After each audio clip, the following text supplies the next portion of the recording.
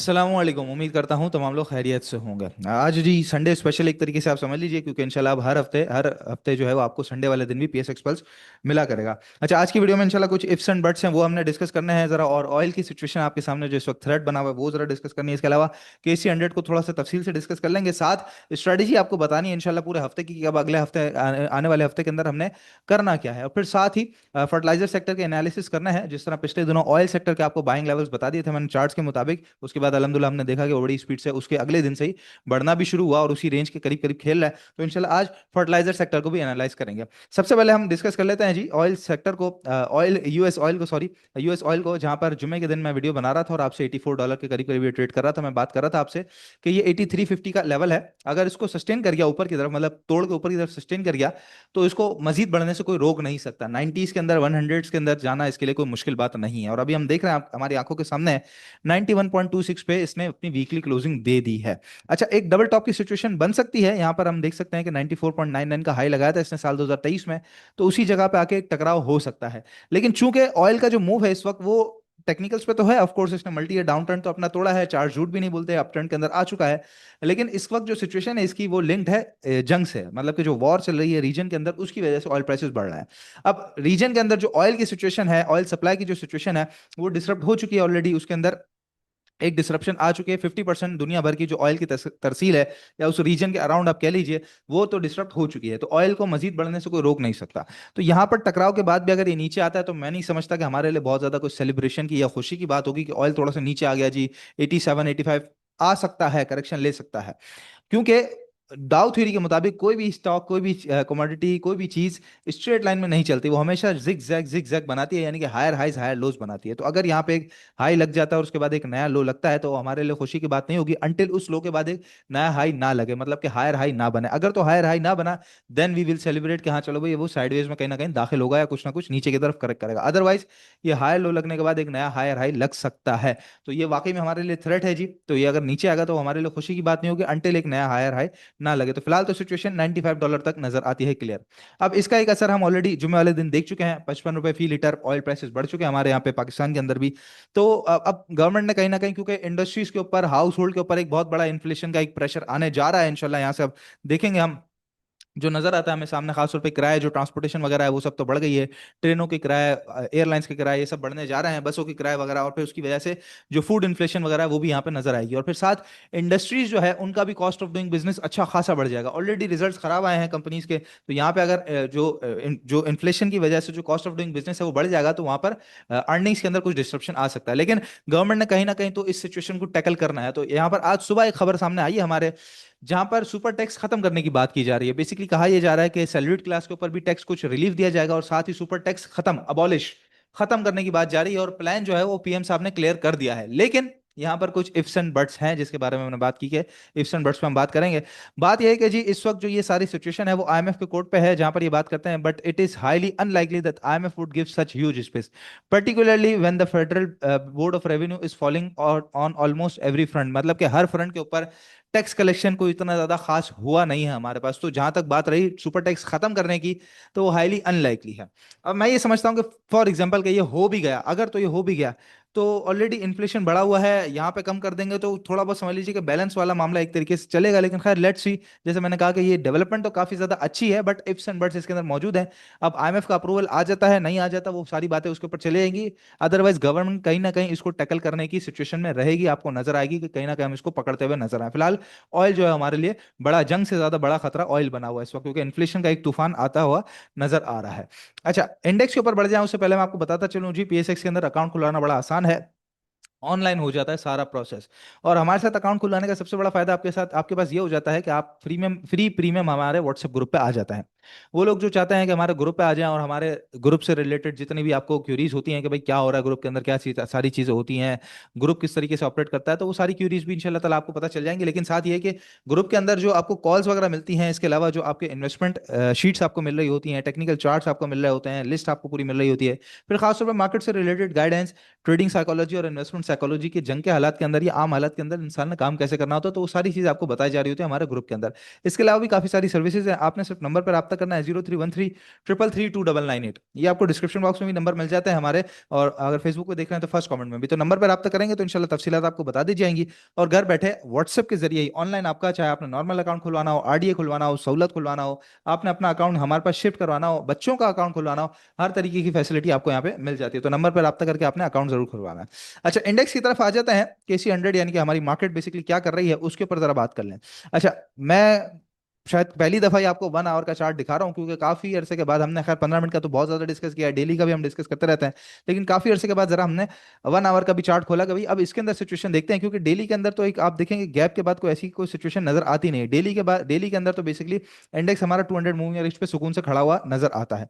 लेकिन करना क्या है मार्केट ने, वो जरा स्ट्रक्चर जो है वो यहाँ पे जरा डिफाइन हो रहा है, जहां पर एक टॉप लगने के बाद मार्केट जो नीचे आई है। तो ये जो एक रिवर्सल था, जो आपने देखा था अफगान वॉर से एक दिन पहले, जो एक रिवर्सल था 179 178,000 179,000 के करीब करीब का, वो समझ लिया कि हमारा असल टॉप है फिलहाल। इस टॉप को भूल जाएं, इस टॉप को काउंट करें फिलहाल, ठीक है। ये हमारा एक टॉप है। उस टॉप के बाद से अगर हम देखें तो यहाँ पर जो जुम्मे के दिन भी मार्केट टकराई है, एग्जैक्ट इसी ट्रेंड लाइन के ऊपर टकराई है।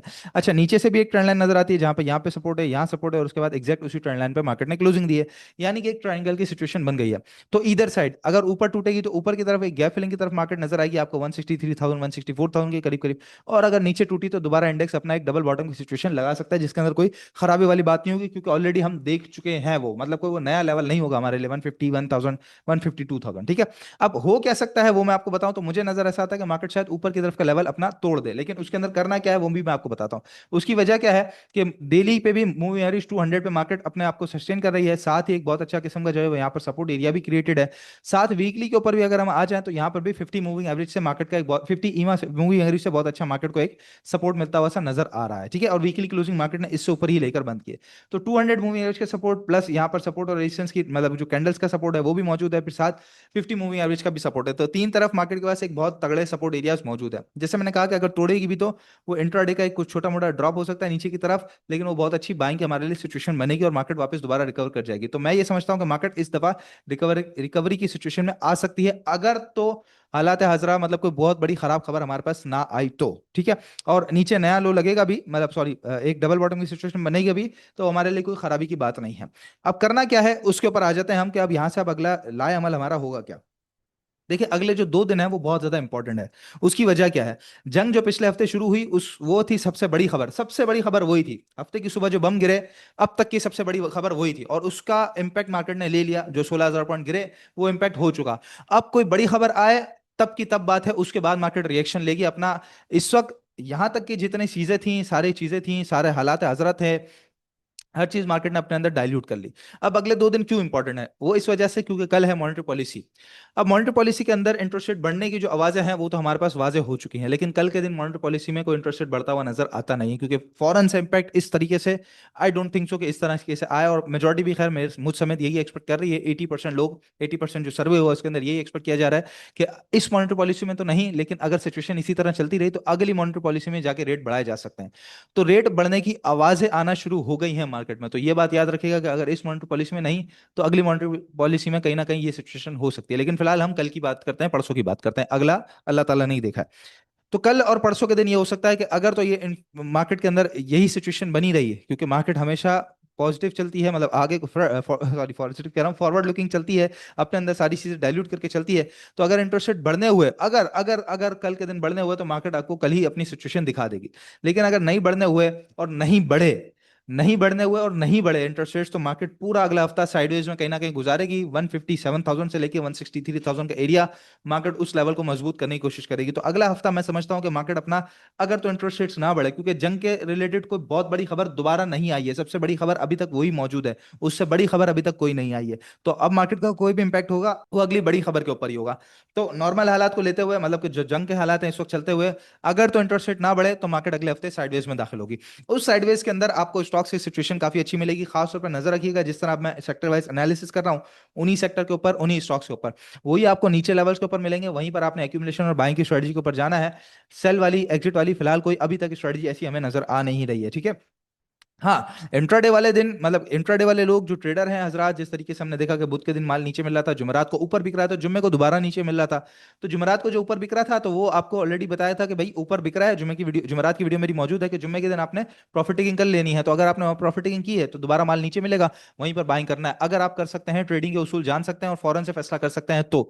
अदरवाइज आपके लिए फिलहाल स्ट्रेटजी यही है, अगले हफ्ते मार्केट साइडवेज में रह सकती है। अच्छे स्टॉक्स, जितने स्टोरी वाले स्टॉक्स हैं, जितने ग्रोथ ओरिएंटेड स्टॉक्स हैं, जिन्होंने अभी डिविडेंड दिए हैं पिछले दिनों के अंदर, या डिविडेंड सालों से देते हुए आ रहे हैं, जिनकी बुक्स काफी ज्यादा स्ट्रांग है, कमर ज्यादा मजबूत है, फंडामेंटल स्ट्रांग है, उनके अंदर एक्यूमुलेशन वाली स्ट्रेटजी होगी। हर स्टॉक को नीचे थोड़ा थोड़ा थोड़ा थोड़ा आप लोगों ने बाय करना है। मूविंग एवरेज 200 का भी सपोर्ट है, मूविंग एवरेज 50 का भी सपोर्ट है वीकली के ऊपर, ठीक है। मैं ये समझता हूं ये दोनों सपोर्ट मार्केट के लिए अच्छा एक तरीके से एंकर एक्ट करेंगे और मार्केट को यहां पे पकड़ के रखेंगे। और मार्केट इसी की वजह से, इन दोनों की वजह से जरा साइडवेज का लेवल मजीद इंटैक्ट करके चल सकती है। अगले हफ्ते को बहुत बड़ी गिरावट इंशाल्लाह हम नहीं देखेंगे। सारी नजरें इस वक्त इंटरेस्ट रेट के ऊपर है, जो कि कल इंशाल्लाह नजर ऐसे आता है कि नहीं बढ़ेगा। अब ऑयल के तो एनालिसिस कर लिए थे, जरा फर्टिलाइजर सेक्टर के एनालिसिस पे आ जाते हैं। स्ट्रेटजी मैंने आपको बता दी है, एक्यूमुलेशन वाली स्ट्रेटजी, बाइंग ऑन डिप्स वाली स्ट्रेटजी हमारी इंशाल्लाह ताला मार्केट के अंदर रहेगी। स्टॉक वाइज तमाम अच्छे स्टॉक के अंदर ही हमने काम करना है, मार्केट साइडवेज में नजर आती है। अब जहां तक बात रही फर्टिलाइजर सेक्टर की, तो फर्टिलाइजर सेक्टर पे हम जरा आ जाते हैं। तो फर्टिलाइजर सेक्टर के अंदर जाहिर है हमारे पास चार ही स्टॉक्स होते हैं। एक तो इन्वेस्टमेंट बैंक से मैं एक एक करके चलता हूं।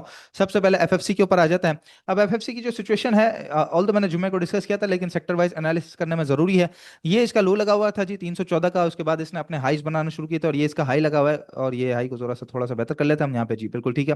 तो ये इसका हाई लगा हुआ है, जहां पर सिचुएशन ये है कि इसने अपना फिबोनाची का रिट्रेसमेंट लेवल, जो गोल्डन जोन होता है, उसके करीब करीब एक रिट्रेसमेंट लेके वहां से वापस पलट गया है। अच्छा, जुम्मे के दिन थोड़ा सा नीचे नजर आया है और अभी फिलहाल ये मजीद ऊपर जाता हुआ नजर आता नहीं है। मतलब कि इसके अंदर भी साइडवेज का सिलसिला कंटिन्यू हो सकता है। तो अगले हफ्ते ये अराउंड आप समझ लीजिए करंट रेट जो चल रहा है 522, तो 522 से लेकर नीचे ये मूविंग एवरेज 200 यानी कि 500 रुपए तक, 490 रुपए तक, जहां जहां आपको बेहतर तरीके से देखने को मिले तो वहां पे बाइंग करनी है। और डॉक्टर साहब से भी जब मैं बात कर रहा था दंगल में, तो आप लोगों को मालूम है डॉक्टर साहब ने यही कहा कि जितने स्टॉक्स इस वक्त मूविंग एवरेज 200 के ऊपर खड़े हुए हैं, वहां थोड़ी बाइंग करनी है। और मैं भी आपको वही बता रहा हूं कि जितने स्टॉक्स नीचे की तरफ आपको मिलते हैं अच्छे लेवल्स के ऊपर, इस तरह फिबोनाची की रिट्रेसमेंट पे या फिर मूविंग एवरेज 200 पे, वहां पे आपने थोड़ी बाइंग करके उनके अंदर आपने बैठ जाना है चुपचाप, ठीक है। तो यहां पर आपने एक्यूमुलेशन वाली स्ट्रेटजी रखनी है, जहां नीचे मिले, जहां अच्छा मिले, वहां थोड़ा आप लोगों ने खरीद लेना है एफएफसी के अंदर। उसके बाद जो टारगेट एरियाज हो सकते हैं, इमीडिएट टारगेट जाहिर है 540 550 का ही हो सकता है। उसके बाद इमीडिएट टारगेट अगला जो होगा बड़ी स्पीड से, वो 590 95 का टारगेट एफएफसी में आपको मिल सकता है। अच्छा, दूसरा स्टॉक है हमारे पास, वो है एंग्रो फर्टिलाइजर। अच्छा, एंग्रो फर्टिलाइजर भी फिलहाल अगर हम देखें तो ये मूविंग एवरेज 200 पे खड़ा हुआ है। जुमे के दिन जाहिर है थोड़ी सी एक ऑयल प्राइसेस की वजह से डिस्क्रप्शन थी मार्केट के अंदर, तो उस वजह से इसने करेक्ट करके अपने आप को नीचे ले लिया। तो फिलहाल जाहिर है 200 मूविंग एवरेज से नीचे बंद हुआ है, तो अभी तो बाइंग नहीं करनी चाहिए। लेकिन जरा ये वापस आ जाता है, आप समझ लीजिए 214 का रेट है, तो 215 16 17 इस लेवल को अगर मजबूत तरीके से पकड़ के रखता है, तो फिर आप बाइंग करेंगे मूविंग एवरेज 200 से ऊपर ईफर्ट के अंदर, जहां पर इमीडिएट टारगेट एरिया किसी ने लेके फौरन से बेचना हो छोटे नफे के अंदर, तो 221 22 का एरिया है। अदरवाइज ये गैप फिलिंग करते करते आपको 230 32 रुपए तक मिल सकता है। और उसके बाद अगर ऊपर सस्टेन करता रहा, तो फिर ये जरा सेफ जोन में दाखिल हो जाएगा। तो स्ट्रेटजी इसके अंदर लैडर अप वाली है, करंट रेट पे बाइंग नहीं करना, मूविंग एवरेज 200 से ऊपर आ जाए, यानी कि 215 16 इस रेट के ऊपर सस्टेन करना शुरू करे, तो इफर्ट के अंदर अच्छी बेहतर एक्यूमुलेशन वाली स्ट्रेटजी के साथ बाइंग करनी चाहिए। तीसरा स्टॉक जो मुझे सब में बेहतर नजर आता है, क्योंकि इसकी पोजीशन काफी ज्यादा इंटैक्ट है और मजबूत है। अच्छा, इसके अंदर क्या पोजीशन है वो मैं आपको बताता चलूं, वो है फातिमा फर्टिलाइजर। अच्छा, वैसे तो यहाँ से देखिए तो हम डाउन ट्रेंड के अंदर नजर आता है, लेकिन डाउन ट्रेंड में भी इसने जो पोजीशन दिखाई है अपनी जुमेरात वाले दिन भी, को खास ऊपर की तरफ नहीं आया। अच्छा, मार्केट ने जो 16,000 पॉइंट का डिप लिया, तो उस दौरान भी अगर हम देखें तो इसने कोई खास ऐसा गैप नहीं छोड़ा। इंट्राडे के अंदर अच्छा खासा हाई भी लगाया, लो भी लगाया, बड़ी तेज मोमेंटम इसके अंदर मौजूद है, यानी कि इंटरेस्ट जो है वो असल फातिमा फर्टिलाइजर के अंदर मौजूद है। लेकिन जाहिर है इस वक्त जो ट्रेंड है वो डाउन ट्रेंड है, एमएसडी भी नेगेटिव है और आरएसआई भी बिल्कुल ओवरसोल्ड की पोजीशन में जाता हुआ नजर आ रहा है। अब इसके अंदर क्या स्ट्रेटजी होगी, इसके अंदर भी हम इसको मूविंग एवरेज 200 पे ही खरीदेंगे। जंग के दौरान पिछले साल इसने मूविंग एवरेज 200 पे अपना सपोर्ट लिया था और वहीं से इसने फिर अपने नए हाइस की तरफ सफर शुरू कर दिया था। इस दफा भी सेम सिचुएशन है, मूविंग एवरेज 200 की तरफ आ रहा है, जो कि करीबन 130 32 का एरिया बनता है। तो करंट रेट पे तो नहीं, फिलहाल इंतजार करें इसको नीचे मजीद आने का, 135 36 से नीचे नीचे, मतलब 35 से नीचे नीचे, जहां आपके पास आ रहा है 135 से 130 की रेंज में, वहां आपने इसके अंदर छोटी छोटी छोटी छोटी क्वांटिटी के अंदर बाइंग स्टार्ट कर देनी है और थोड़ा थोड़ा थोड़ा थोड़ा करके एक्यूमुलेट करना है। सबके अंदर मुझे बेहतर तरीके से फातिमा फर्टिलाइजर मजबूत तरीके से नजर आता है। एफएफसी की तो एक पहचान अलग ही है मार्केट के अंदर, लेकिन ईफर्ट के ऊपर भी मैं फिलहाल फातिमा फर्टिलाइजर को पर्सनली तौर के ऊपर मैं इसको ज्यादा प्रेफर करूंगा। ये मुझे ज्यादा बेहतर तरीके से अच्छा वापस रिवर्स से लेता हुआ नजर आता है, एक वी शेप रिकवरी, जिसके अंदर नीचे की तरफ इसको बाइंग की तरफ आपने जाना है। मूविंग एवरेज 200 के हिसाब से 130 से 35 का लेवल है। आखिरी स्टॉक जो कि इन्वेस्टमेंट बैंक सेक्टर में आता है, लेकिन जाहिर है इसकी होल्डिंग और सारा काम पीछे फर्टिलाइजर का ही होता है, तो हम इसको भी डिस्कस कर लेते हैं, वो है एंग्रो एच। अच्छा, एंग्रो एच ही है जो मार्केट को गिरने से पहले, जब एफएफसी का एक रिजल्ट आया था उसके बाद हमने देखा था कि मार्केट को गिरने से रोका हुआ था और दोबारा ऊपर की तरफ भी लेके जा रहा था। वो था एंग्रो एच के सबसे ज्यादा पॉइंट्स थे। अच्छा, फिबोनाची की रिट्रेसमेंट के हवाले से देखिए, हम तो 200 रुपए का जो इसका एक बिल्कुल कंसोलिडेशन साइडवेज का जोन था, वहां से लेकिन टॉप तक पकड़ते हैं हम, तो इसने अपना गोल्डन जोन जो है उसको सस्टेन कर लिया यहाँ पे, और जुम्मे के दिन भी जो क्लोजिंग है वो नीचे ही दी है। तो करंट रेट से लेकर नीचे तक, यानी कि आप समझ लीजिए कि ये 256, 255 से लेकर 245, 240, ये पूरा जो एरिया है आपके लिए बाइंग जोन है। अच्छा, इस बाइंग जोन के बाद भी एक और कैच इसके अंदर ये है कि अगर मजीद नीचे आ गया तो भी कोई प्रॉब्लम वाली बात नहीं है, क्योंकि 225 26 के करीब करीब 0.786 का लेवल भी है, और साथ ही मूविंग एवरेज 200 भी है। तो इसके अंदर भी बाइंग ऑन डिप वाली स्ट्रेटजी है। करंट रेट पे भी थोड़ा बाइंग कर सकते हैं, क्योंकि अच्छे लेवल के ऊपर खड़ा हुआ है, लेकिन मैंने जैसे कहा कि बिल्कुल थोड़ा बाइंग ऑन डिप है, जहां नीचे मिले उतना अच्छा है आपके लिए, और मूविंग एवरेज 200 तक, यानी कि 220 25 रुपए तक आपने इसके अंदर खरीदना है। तो चारों स्टॉक जो फिलहाल हमें नजर आते हैं वो मूविंग एवरेज 200 के करीब करीब ही नजर आते हैं, और इनके अंदर बाइंग ऑन डिप वाली स्ट्रेटजी के साथ एक्यूमुलेट करना है, थोड़ा थोड़ा जमा करना है।